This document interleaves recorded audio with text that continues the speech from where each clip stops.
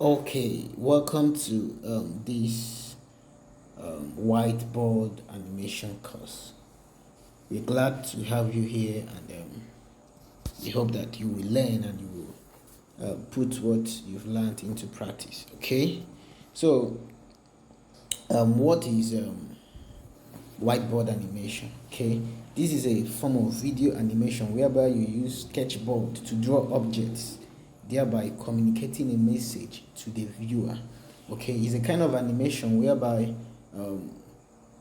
either a background music is playing or a voiceover is playing, and you are now representing those words with images, drawing them. Okay, so is a form of video that can be used for entertainment. It can be used for marketing. It can be used for promotion. Okay, so it's a form of video whereby you sketch images, objects. Okay, um,